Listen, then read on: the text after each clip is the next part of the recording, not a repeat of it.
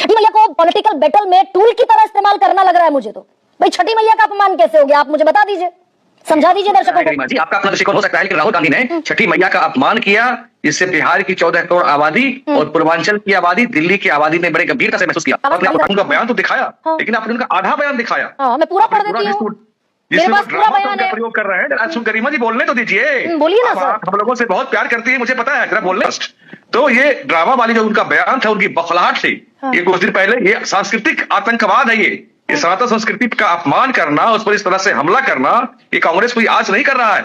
चाहे शंकराचार्य की गिरफ्तारी हो, चाहे स्टालिन का कहा हुआ हो सनातन को समूल नाश करना हो, ये इनकी संस्कृति रही है, शुरू से करते आ रहे हैं। नहीं, लफाजी से नीरज कुमार नहीं चल पाएगा। यहाँ सबसे बड़ा सवाल पर मैं आपसे बतौर बौद्धिक प्रवक्ता ये पूछ रही हूँ, पढ़ दूं क्या राहुल गांधी का पूरा बयान? मैंने सुना है, आप पढ़, उन्होंने कहा कि मोदी जी ड्रामा कर रहे हैं। उन्होंने कहा है छठ मैया पर जब मोदी जी अर्घ चढ़ा रहे थे, तो उन्होंने अर्घ देने को ड्रामा कहा के संबोधित किया। अर्घ देने को ड्रामा नहीं कहा, एक सेकंड रुक जाइए। बचाने से वो नहीं बचेंगे नीरज कुमार, मुझे बचाने की कोई जरूरत नहीं है, लेकिन मैं फैक्ट को ना बीजेपी फैक्ट डिस्टॉर्ट करेगी। अभी रुकिए जरा नीरज कुमार, रुक जाइए एक सेकंड। बीजेपी अगर फैक्ट डिस्टॉर्ट करेगी, कांग्रेस अगर फैक्ट डिस्टॉर्ट करेगी, मैं उसका एनालिटिकल व्यू दर्शकों के सामने रखूंगी। अभी रुकिए एक सेकंड। राहुल गांधी ने कहा, पहले मैंने टीवी पर देखा, एक तरफ यमुना का गंदा पानी, उसको अगर कोई पी ले या उसमें घुस जाए तो बीमार हो जाए, दूसरी तरफ छोटा सा मोदी जी के लिए तालाब, दूर दूर से पाइप से पानी आता है। एक हिंदुस्तान मोदी जी वाला हिंदुस्तान है। अगर मोदी जी को छठ पूजा का ड्रामा करना है तो साफ पानी आएगा, वीडियो कैमरा आएगा, उससे 10 गज दूर हिंदुस्तान की सच्चाई दिखेगी। एक तरफ नाटक होगा और दूसरी तरफ, एक तरफ नाटक नरेंद्र मोदी का ड्रामा होगा, दूसरी तरफ हिंदुस्तान की सच्चाई होगी। भाई इसमें झूठ है क्या कि छठ का वो आर्टिफिशियल तालाब बनाया आपने?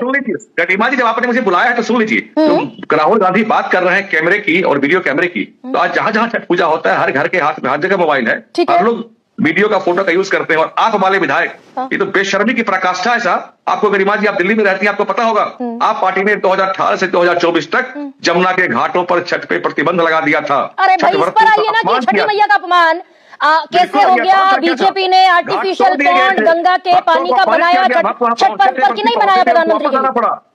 और एक घाट को हम लोगों ने वासुदेव घाट को स्वच्छ बनाया, उसके एक छोटे से हिस्से को हमने स्वच्छ बनाया।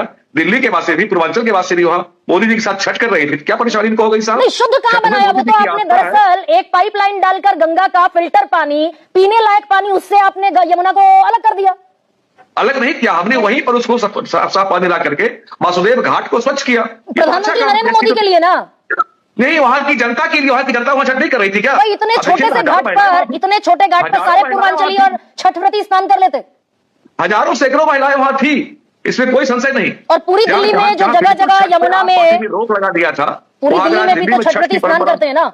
चाहिए गरिमा जी, आपको इस बात के लिए बीजेपी को शाबाशी देनी चाहिए कि उन्होंने एक प्रयास किया यमुना की सफाई का, जिसका नमूना देखने को मिला। और ये जिसका नमूना देखने को मिला, और ये लोग गंदी राजनीति करते हैं। एक तरफ माननीय मोदी जी छठ को यूनेस्को में दिल्ली के आईएसबीटी पुल पर कितने छठ व्रतियों ने स्नान किया?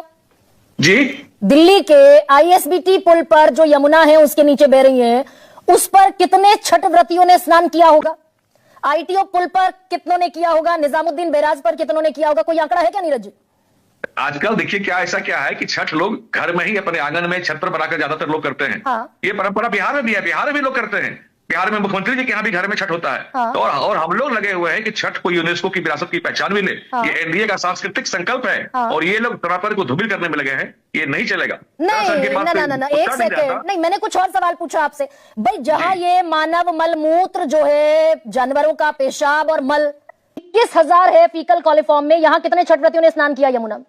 आपने कोई बैरियर लगाया था उधर? अब 2 साल से 2 टर्म से वहां आपकी सरकार थी, अभी आपकी निश्चित रूप से दिल्ली के वासी, जो दिल्ली में पूर्वांचल वासी रहते हैं, चाहे वो दिल्ली के मूल निवासी हैं, अच्छा, अगली बार वो बेहतरीन तरीके से वहां छठ कर पाएंगे। हमने यमुना की सफाई का काम बड़ा स्पष्ट तरीके से शुरू किया है। यमुना साफ होना शुरू हुआ है, और आने वाले कुछ दिनों में यमुना बिल्कुल पूरी तरह स्वच्छ होगा, साफ होगा।